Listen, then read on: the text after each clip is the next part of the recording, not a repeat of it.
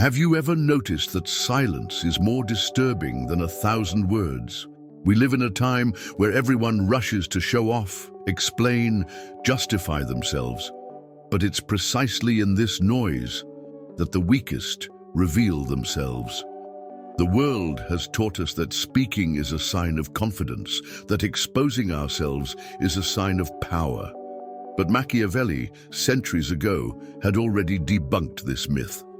He knew that politics should be guided by reality, not ideals, and reality is brutal. Those who talk too much reveal too much. Those who remain silent observe. Those who observe govern.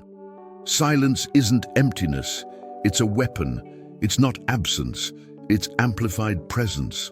Have you ever noticed how, in an argument, the one who remains silent ends up dominating the scene? People get lost, trying to fill the void, and in the effort, they reveal weaknesses they didn't even know they had. Better to be feared than loved begins precisely here, when the simple act of not reacting causes more discomfort than any direct attack. It's in this space that the strategist differentiates himself from the amateur. While some shout, he waits. While others beg, he calculates. But be careful, this power doesn't emerge overnight.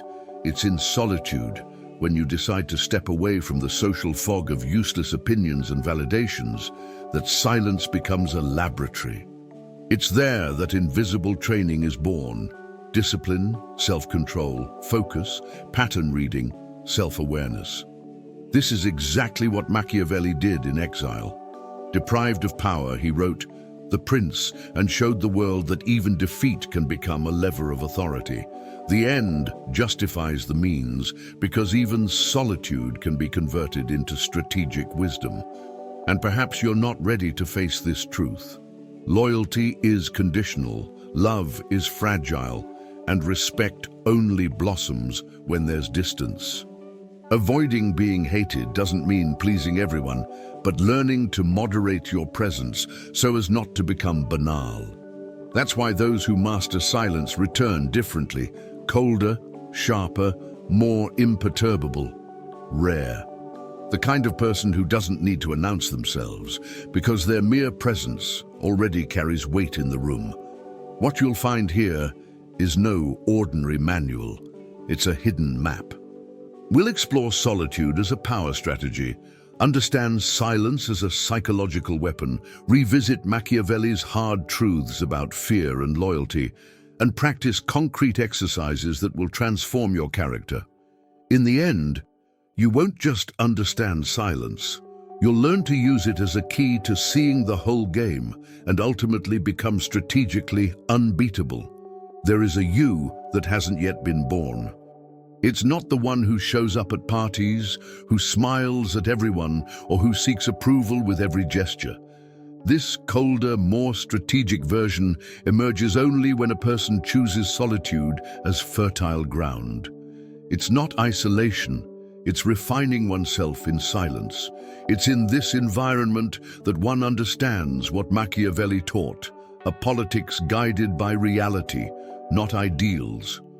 When the external noise fades, there's a chance to look within and see how the ego chases applause that means nothing. It's in this empty space that the mind grows stronger.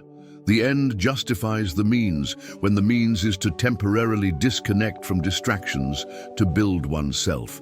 Few can stand their own company, but it's precisely this initial discomfort that prepares for discipline. Better to be feared than loved, too. When the mind fears silence, but you master it, inner power grows. It's an invisible training, and invisible is what sustains true strategists.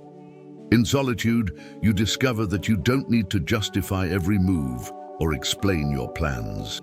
This is the same logic behind the appearance of virtue. On the outside, the world sees only a calm face. On the inside, there is calculation, clarity, and a calculated use of force. When one doesn't chase validation, a rare freedom emerges, making decisions based on true human nature. Consider practical examples. Instead of spending hours on superficial conversations, one can use this time to study historical cases of power, such as the rise of leaders who built their own loyal armies, even without great resources.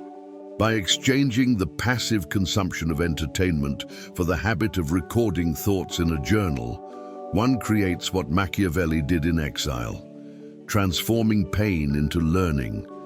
This strategic version isn't molded to what others want, but to what is necessary to win. Virtue and fortune meet only when there is preparation, and preparation only arises in chosen solitude. It's curious how people shy away from silence as if it were an enemy, when in reality it's the only ally capable of revealing who you are. Solitude functions as a laboratory where constant adaptability is tested. The world changes rapidly, but those who have trained in solitude know how to adjust calmly without despair. Imagine an investor who, instead of following the collective panic of the stock market, chooses to silently observe human behavior patterns. This is how reality-based decisions become profitable. The same goes for relationships. Those who know how to be alone don't cling to bonds of fear, but choose strategic connections. Avoiding being hated isn't flattery. It's respecting yourself enough to avoid needing to beg for attention. Solitude isn't emptiness, it's training. It's not loss, it's gain. And precisely in this silence begins to emerge the invisible weapon that will be explored in greater depth in the next point. Understanding that solitude isn't isolation, but a strategy of power. Many people confuse solitude with isolation, but there's a chasm between the two. Isolation is an escape. It's cutting ties because fear speaks louder. Solitude, on the other hand, is a conscious choice, a strategic decision. Machiavelli would make it clear. Politics is guided by reality, not ideals. In reality, no one can maintain clarity when constantly surrounded by social noise. It's like trying to read a map amidst a shouting crowd. Solitude clears the ground, opens space to see patterns that were previously hidden. The end justifies the means, and here the means is to distance yourself to gain lucidity. Better to be feared than loved also applies. When you don't become dependent on acceptance, others realize they have no control over you. It's a shock. It's not about living far from people, but about using distance as a tactic to reposition your strength. Solitude doesn't mean becoming a hermit. It means applying calculated force against one's greatest enemy, dispersion. A simple example: how many hours a week does someone spend on pointless WhatsApp conversations or on idle outings that don't add up? Imagine if that time were redirected to studying biographies of great leaders or practicing pattern reading in the financial market. This choice transforms anyone into someone capable of building their own loyal armies, not of soldiers, but of ideas, projects, and people who respect clarity. Machiavelli knew that the appearance of virtue could be used to keep allies close, but he also understood that, without strategy, this virtue became weakness. Solitude offers this space to calibrate which virtue to display, which silence to maintain, and when to act with constant adaptability. Think of solitude as an invisible fortress. No one sees its walls, but everyone feels the weight of its silence. Decisions based on true human nature can only be made when we're not intoxicated by an excess of opinions. Who hasn't experienced this? You're determined to follow a path, but after listening to 10 people, your clarity evaporates. This is where solitude proves itself as a weapon of power. It filters, it organizes, it protects. Avoiding being hated isn't about flattering everyone.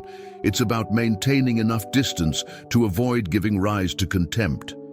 Virtue and fortune meet precisely in these moments of retreat, when you understand you don't need to prove anything to anyone. Solitude, when used well, doesn't distance, but rather brings respect closer. And this silent fortress is the foundation for the next invisible weapon, silence itself, not just as a state, but as a psychological instrument capable of disarming anyone.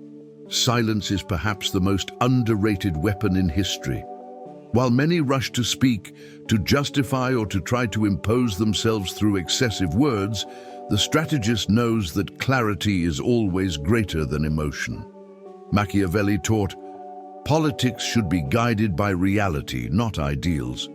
In reality, people give themselves away when they talk too much. A simple silence is disconcerting because it opens the door for others to reveal their weaknesses. Better to be feared than loved is also evident in this. Those who master silence command respect, even fear, because they give no clues as to their intentions. Avoiding being hated doesn't mean talking all the time to please. On the contrary, silence often preserves the appearance of virtue. It's curious how in a meeting, those who speak less but observe more end up being seen as powerful. In practice, silence can be used in negotiations, difficult conversations, or even personal relationships. Imagine an investor who receives an inflated offer. Instead of immediately countering, they simply observe and let the other person fumble around, trying to fill the void. Or think of a heated argument. Those who remain silent demonstrate self-control, applying a calculated use of force. The end justifies the means, because the goal is not to win by shouting, but to gain an advantage through clarity. This is the same reasoning Machiavelli applied. Decisions based on real human nature. Human beings fear emptiness, fear not being reciprocated. Therefore, when someone maintains silence, they force the other person to reveal themselves. It's an exercise in psychological power that, with practice, transforms any interaction into a strategic field. Training silence isn't just about shutting your mouth. It's about reprogramming your mind to avoid immediate reactions. Constant adaptability means learning to use pause as a tool, not a weakness. It's like in chess. Often, the strongest move is simply to wait. Virtue and fortune appear when you resist the urge and watch the patterns unfold. Loyal armies are formed not with fiery speeches, but with the trust born of those who convey clarity without noise. Silence gives space to perceive hidden intentions, social masks, and even the fears the other person tries to disguise. Avoiding being hated also involves not getting lost in uncontrolled emotions. In the end, those who master silence master the narrative, and this skill connects directly to the next powerful metaphor, Machiavelli's exile, where silent observation became the birth of the prince. Machiavelli's exile may seem, at first glance, a period of defeat and humiliation. He had lost positions, power, and prestige, but it was in this forced silence that his greatest work was born, The Prince. See the irony.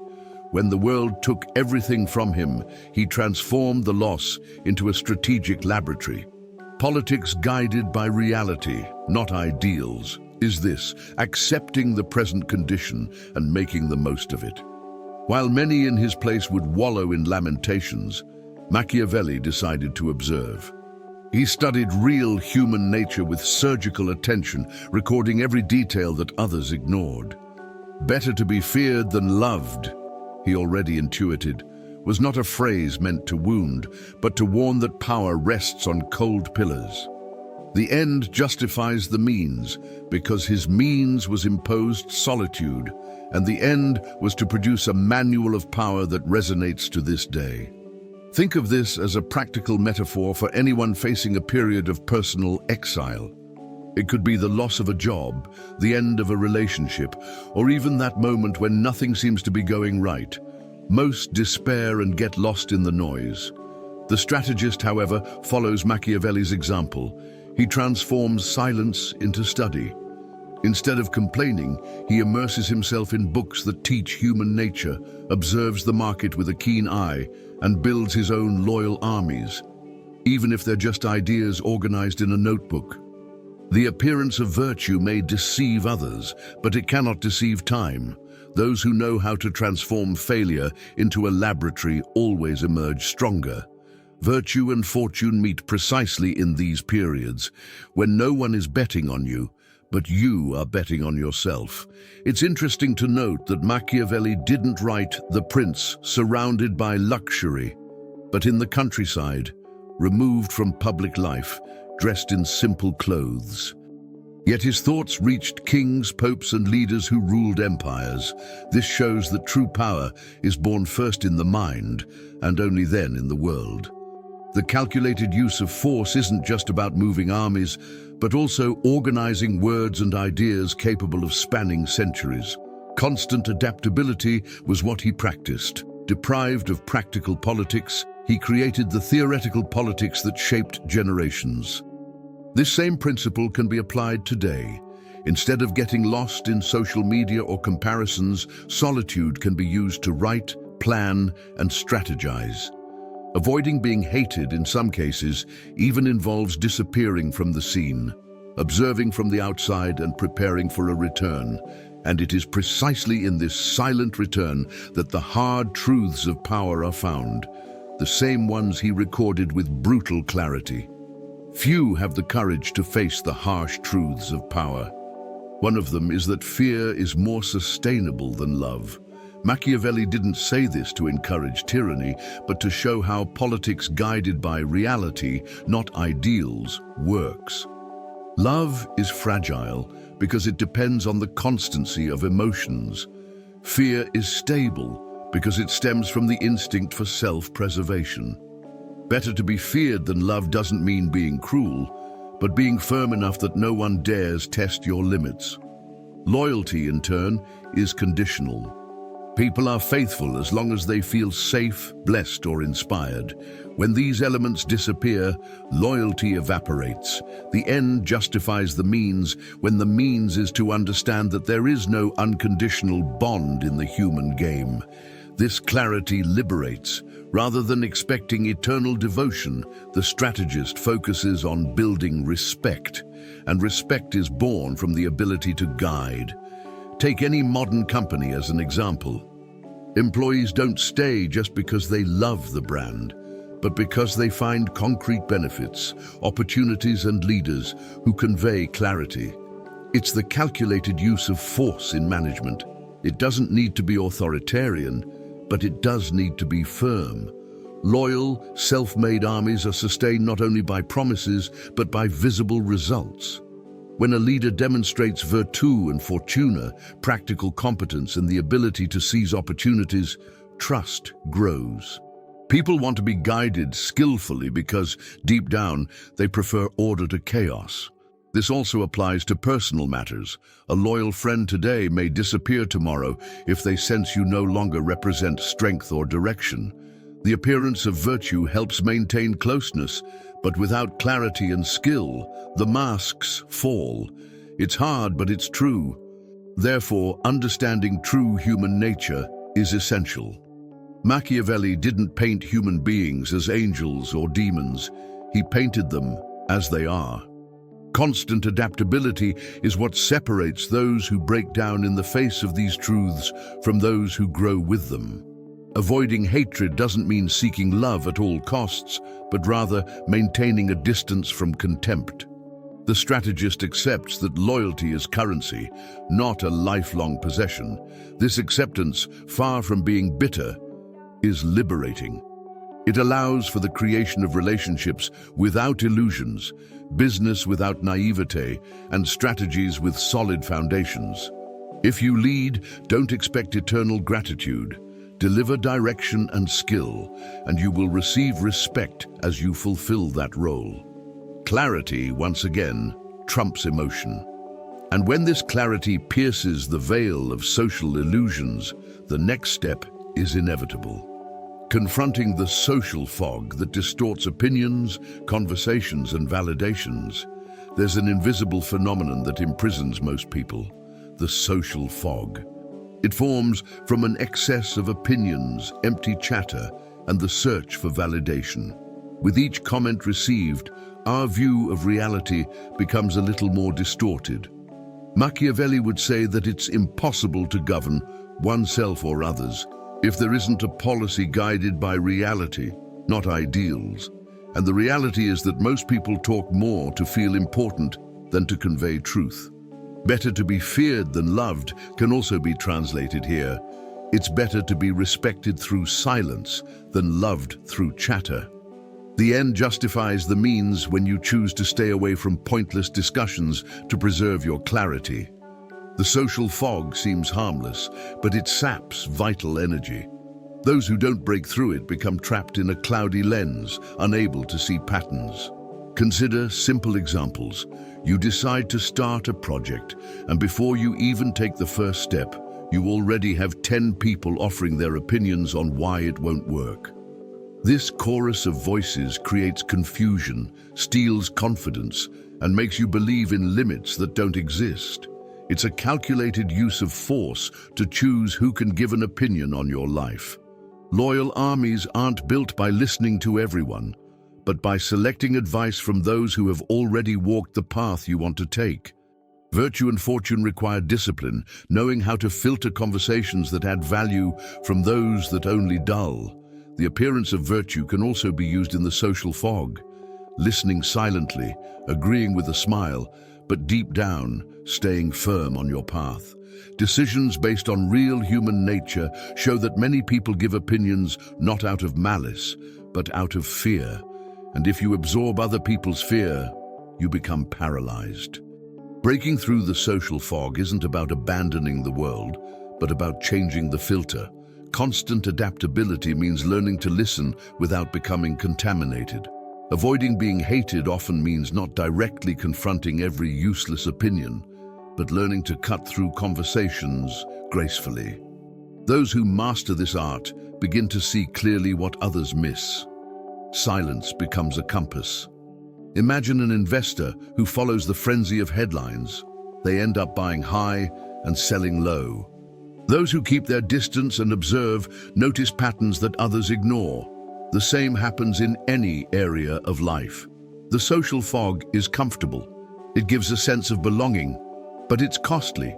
It robs you of strategic vision.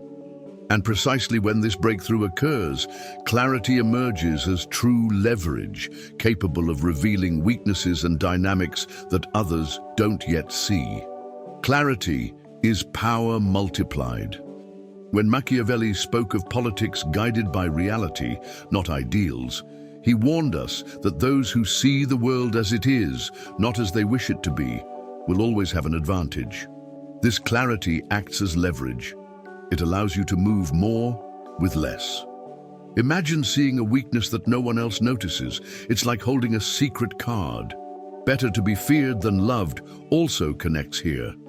Those with clarity generate respect because they always seem to know better. The end justifies the means when the means is to cultivate this strategic vision before acting. Ordinary people stumble into traps because they follow their emotions, but the strategist looks at the terrain like a chess player, anticipating 3, 4, 5 moves ahead. The simple habit of observing in silence reveals patterns invisible to those who are distracted. Practical example. In the financial market, investors who observe the cycles of human behavior buy when everyone is fearful and sell when everyone is euphoric. This isn't magic. It's clarity applied to real human nature. The same holds true in personal relationships. Those who recognize subtle signs of manipulation before others avoid deep pain. It's the calculated use of force in practice. No need to constantly confront, just recognize the game and act at the right time. Virtue and fortune unite when this clarity meets opportunity. Loyal armies are built not only on brute force, but on the ability to anticipate others' moves. The appearance of virtue can even be a mask used strategically until clarity shows the time to reveal the true intention. Clarity, however, requires practice. Constant adaptability is essential because the world changes at every moment. Those who remain stuck in old formulas lose their vision. Those who keep an open mind adjust their focus and continue to see before others. Avoiding being hated also connects here. Clarity allows us to understand how far we can advance without creating unnecessary enemies. Machiavelli already knew that great leaders didn't act on emotional impulses, but by accurately reading the situation. This is what makes clarity leverage. A small, perceived detail can become a huge advantage. Think of a poker game. A facial tic can reveal the opponent's entire hand. The same is true in real life. And precisely when someone practices clarity, they realize that relying on others' approval only weakens their vision because it turns their gaze into a mirror of others and not their own lens. The greatest prison isn't an iron one, it's the need for approval. Those who live dependent on the gaze of others become predictable, and predictability is control. Machiavelli knew this. Decisions need to be guided by reality, not ideals. The reality is that if you constantly seek validation, anyone can manipulate your steps with praise or criticism. Better to be feared than loved applies here as a metaphor. It's better to be respected for emotional strength than to be loved for pleasing everyone. The end justifies the means when the means is to achieve internal autonomy. Avoiding being hated doesn't mean bowing down, but maintaining clear boundaries. The appearance of virtue can be useful, but if it becomes a need for acceptance, it becomes weakness. Virtue and fortune only flourish in those who can stand tall, even when there's no applause. Practical examples are everywhere. In the workplace, an employee who constantly expects recognition from their boss will never have real strength because their mood and productivity fluctuate depending on praise or reprimands. Those who maintain emotional independence build their own loyal armies, colleagues and partners who respect their steadfastness. This is the calculated use of strength applied to professional life, not reacting to every criticism, but filtering what is useful and discarding what is noise. Decisions based on real human nature show that people constantly test limits. If they perceive emotional dependence, they exploit it. This also applies to relationships. Those who can't stand the idea of displeasing live in bondage. Constant adaptability requires learning to say no without feeling guilty, knowing that those who respect stay, those who don't respect leave. Emotional independence isn't absolute coldness, but balance. It's the ability to listen without being controlled, to love without losing your bearings, to lead without needing constant approval. Avoiding being hated also involves not overdoing the search for affection, for excessive neediness becomes a source of contempt. Clarity, which we previously saw as leverage, also stems from this.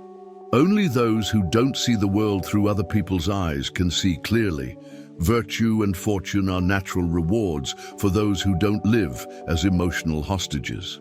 Machiavelli would remind us, power lies with those who dictate the game, not with those who beg to play. Those who achieve this independence become less manipulable, rarer, more imperturbable. And precisely in this posture, a curious effect emerges. Distance begins to breed respect, because when proximity is excessive, familiarity arises, and with it, contempt. There's a silent law in human relationships. The greater the excessive closeness, the greater the risk of losing respect. Machiavelli warned of this when he said it's better to be feared than loved. Love, when exaggerated, can generate intimacy that turns into familiarity, and familiarity often turns into contempt. Politics, guided by reality, not ideals, shows us that people need distance to maintain reverence. The end justifies the means when you learn to manage your presence. Being always available, always accessible, creates the illusion of weakness. Avoiding being hated doesn't mean relinquishing power, but knowing how to moderate your presence. Just as ancient kings didn't constantly mingle with the people, modern strategists need to understand that rarity breeds value, while excess breeds trivialization. Consider everyday examples. At work, a leader who tries to be everyone's buddy ends up losing authority because subordinates begin to treat him as an equal. but someone who maintains a balanced approach, listening but not interjecting into every conversation, earns natural respect. This is the calculated use of force in its most subtle form. Loyal, self-made armies are not sustained by fragile bonds, but by a structure of discipline and trust. Virtue and fortune emerge when a person understands the value of strategic distance. This even applies to the personal sphere. Friendships or relationships in which someone gives too much of themselves end up declining into boredom or contempt. Decisions based on real human nature make it clear that human beings don't value what is always available. Distance doesn't mean coldness, but rather managing one's presence. Constant adaptability means understanding when to approach and when to retreat. The appearance of virtue can be maintained even from afar, because respect depends not only on physical proximity, but also on the image one projects. Avoiding being hated in this context is about balance, not disappearing to the point of being forgotten, but also not exposing oneself too much to avoid being trivialized. Think of legendary artists. Many became icons precisely because they didn't allow themselves to be seen all the time. This mystery sustained their fascination. The same goes for anyone seeking strategic strength in real life. Those who manage their presence dominate the perception of others. And it is in this controlled space that solitude shows its true value, because within it lie the essential training: self-control, discipline, focus, pattern reading, and self-awareness. Solitude isn't just the absence of noise, it's an invisible training ground. Those who choose to experience periods of strategic solitude discover that it shapes mental muscles that constant interaction atrophies.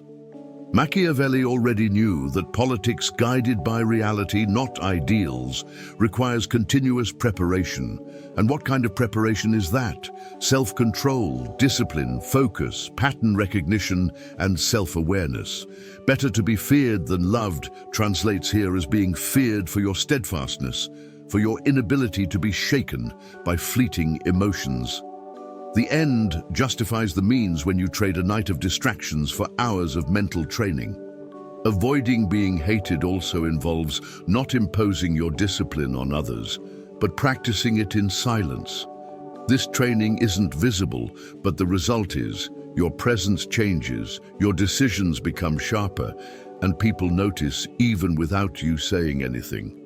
Want practical examples of how to train this? Self-control can start with something simple: resisting the urge to respond immediately to provocation. Discipline can be built by establishing fixed times for daily reading. Books like Machiavelli's The Prince or Sun Tzu's The Art of War serve as mental gyms. Focus can be trained by eliminating digital distractions during blocks of deep work. Pattern reading is cultivated by observing people, how they react in lines, in traffic, in negotiations. It's at this point that you begin to see that loyal armies are built not only in the military, but in groups, projects, and teams that follow your steadfastness. Virtue and fortune don't appear by chance. They emerge when you're ready to seize them. Self-awareness, perhaps the most difficult training, arises in the silence of solitude. It means looking at yourself without masks, without the veneer of virtue we present to the world, and recognizing both your strengths and your shadows. Decisions based on true human nature begin with the individual. Constant adaptability is the end result of these trainings. You become someone capable of adjusting without losing your bearings, firm as a rock, yet flexible as water. Avoiding being hated, once again, is not about giving in, but knowing how to position yourself with balance. When these trainings accumulate, transformation is inevitable. You are no longer the same person who entered solitude. Your mind is sharper, your actions more surgical, your presence more weighty. And in this process, you realize that time is your true ally, the supreme currency that, if invested well, multiplies all these silent trainings. If there's one currency no one can counterfeit, it's time. Machiavelli would understand perfectly. Politics guided by reality, not ideals, shows that every wasted minute is a strategic weakness. Many waste their lives being slaves to the urgency of others, answering messages, chasing tasks that aren't theirs, living according to other people's agendas. Better to be feared than loved also applies here. When you command respect by protecting your time, you may be annoying, but you gain authority. The end justifies the means when you choose to prioritize your projects, even if it displeases. Avoiding being hated, in this case, isn't about saying yes to everyone, but learning to set limits. Time is the only resource that, if used well, multiplies all others. Wealth, power, clarity, and even virtue and fortune. Those who own their own agenda govern, those who don't obey. Concrete examples. Think of someone who dedicates an hour a day to reading great works, from Machiavelli's The Prince to Marcus Aurelius's Meditations. By the end of a year, that person will have accumulated more clarity and discipline than 90% of the population. It's the compound effect of focus. Loyal, self-contained armies are also built this way. Leaders who know how to organize their time can guide people without getting lost in lesser urgencies. The calculated use of force in time is to say no to empty invitations, cut commitments that lead nowhere, and reserve space for planning.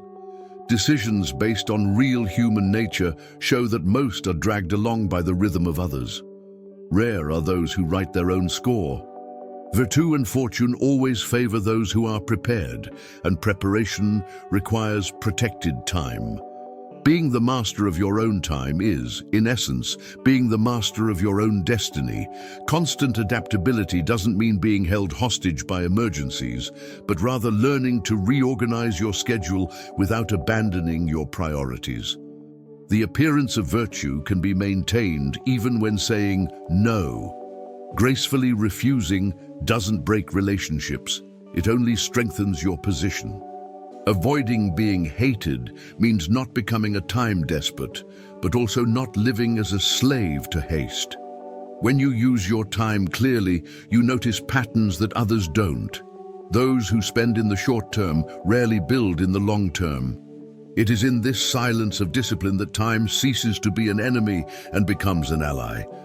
And when this supreme resource is well invested, the concrete practice that strengthens everything emerges. Saying no, cutting off empty invitations, avoiding shallow conversations, and building in strategic silence. So far, we've talked about strategy, but it only takes shape when it's transformed into concrete practice. The first is learning to say no. It seems simple, but it requires virtue and fortune to sustain the decision. Machiavelli would point out that politics guided by reality, not ideals, shows that most accept useless invitations just to please, and the result is predictable: wasted time, drained energy, and weakened clarity. Better to be feared than loved comes into this. When you refuse without fear of disappointment, you convey respect. The end justifies the means, because by cutting off empty invitations, you make room for what truly matters. Avoiding being hated isn't about submitting, but about using the appearance of virtue. Refusing gracefully, showing that your focus is on building something greater. Silence in this case isn't just a lack of response, but a strategy that strengthens your position. Another concrete practice is to avoid shallow conversations. This doesn't mean becoming antisocial, but rather selecting environments that truly nourish your mind. Loyal armies aren't formed in gossip circles, but in dialogues that broaden your vision. Imagine exchanging an afternoon of banal comments for a meeting with people who discuss investments, philosophy, or history. It's the calculated use of force, protecting yourself from the superficiality that numbs you. Decisions based on real human nature show that many people talk only to fill a void, and this emptiness is contagious. Constant adaptability means having the tact to end a conversation without hostility, but making it clear that your time is valuable. Those who practice this notice a change. Their presence becomes rarer and therefore more respected. Finally, building in silence. Great transformations don't happen in the spotlight, but in the anonymity of discipline. Avoiding being hated also manifests itself here. While everyone wants to show off instant achievements, the strategist works in silence until the results speak for themselves. It is in this practice that virtue and fortuna meet, competence combined with opportunity. The appearance of virtue may be deceiving for a time, but strategic silence creates concrete evidence that no one can deny. Think of an athlete who trains in secret and only reveals his strength at the championship, or an entrepreneur who works for months before launching a solid project. Better to be feared than loved translates into the authority that arises when people realize you don't waste energy on distractions, and this silent process begins to shape something even greater, the transformation of character into a cold, sharp, and unflappable version. Solitude is not just a refuge, but a forge. Those who go through this process never return the same. They return colder in the sense of not reacting to every provocation, sharper in the sense of thinking with surgical clarity, more imperturbable because nothing external destabilizes them, and rarer because few choose this path. Machiavelli knew that politics guided by reality, not ideals, demands a character shaped by the harshness of experience. Better to be feared than loved is manifested in this new burden. People may not understand, but they respect. The end justifies the means when you accept the sacrifices of solitude to gain the solidity it offers. Avoiding being hated here is simple.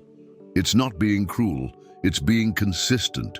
Virtue and fortune favor those who endure the fire of silence and emerge from it, transformed into something almost unshakable.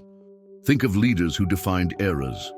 Many of them weren't the most likable, but they were respected for their firmness. The calculated use of force isn't just about owning loyal armies, but about self-mastery. This transformation of character is like trading a common blade for a tempered steel sword. You stop being distracted by fleeting opinions and start seeing hidden patterns. Decisions based on real human nature become almost instinctive because your mind has learned to observe in silence. Constant adaptability also reaches a new level. Those who have experienced solitude know how to adjust without losing their bearings. It's at this point that the appearance of virtue becomes secondary because there's no need to pretend. Your presence already conveys authority. People sense, even without words, that they're in the presence of someone rare. The impact of this transformation is immediate. Relationships change because you're no longer manipulated by praise or criticism. Work changes because your discipline no longer depends on external motivation. Life changes because you've learned to protect what's essential. Avoiding hatred at this stage isn't a concern, but a natural consequence of balancing firmness with clarity. Virtue and fortune appear as rewards for those who endured silence and emerged stronger.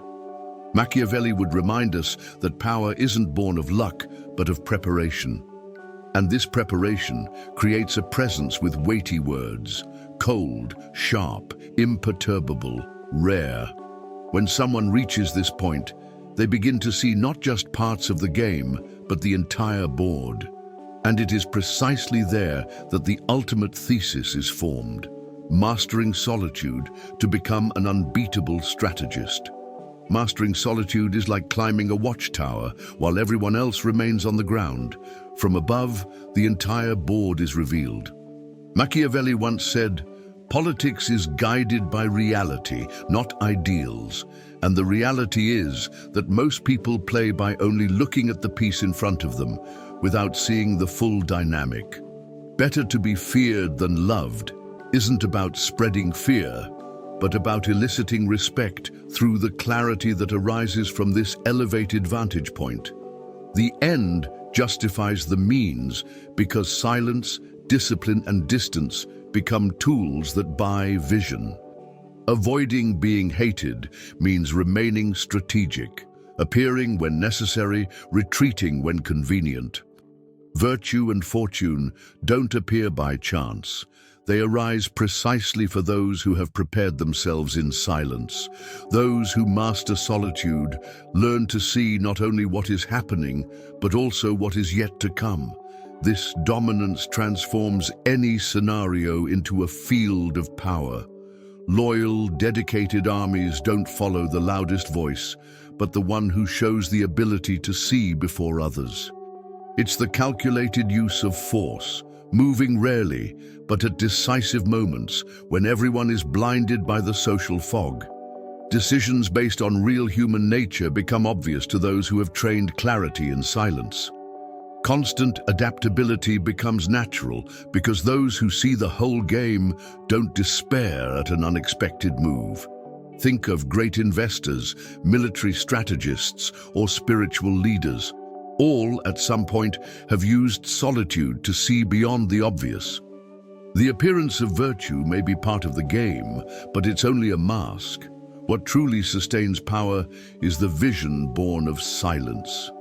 Mastering solitude is not about escaping the world, but about learning to govern it from within. The respect that arises from this stance is different, almost palpable, cold, sharp, imperturbable, rare. Avoiding being hated becomes a byproduct of clarity, not a constant preoccupation. Virtu and fortuna unite at this point like two gears. One is the competence honed in silence, the other is the opportunity that appears when least expected. Machiavelli would remind us that those who see the whole picture do not depend on luck. They create their own luck, and it is in this state that the individual becomes unbeatable. Not because they win every battle, but because they choose which battles to fight. Those who master solitude, in short, do not play to survive. They play to win. And it is in this space, where few reach, that true strategic power lies. Now that you've made this journey, the question is simple. What will you do with this power? Will you continue wasting your energy on shallow conversations, or will you use silence as a psychological weapon? Will you continue living trapped in the validation of others? Or will you master solitude until you see the whole game? Think about it. How many times have you given up simply because you couldn't stand the emptiness? How many opportunities have you missed because you talked too much? How? Many weaknesses were revealed because you didn't know how to wait. It's time to change this cycle. It's time to train self-control, protect your time as the ultimate currency, and come back cooler, sharper, and more unflappable. And I challenge you, if you had the courage to apply just one of these truths today, what would it be? Say no, cut out useless invitations, or simply choose silence over immediate reaction. Write in the comments. Sometimes the decision you share is the first step toward the respect you never had. If this content resonated with you, subscribe to the channel and turn on notifications. Here you'll always find strategic, direct, unvarnished knowledge, so you'll never be manipulated by noise again. Because, as Machiavelli already knew, silence is not weakness. Silence is power.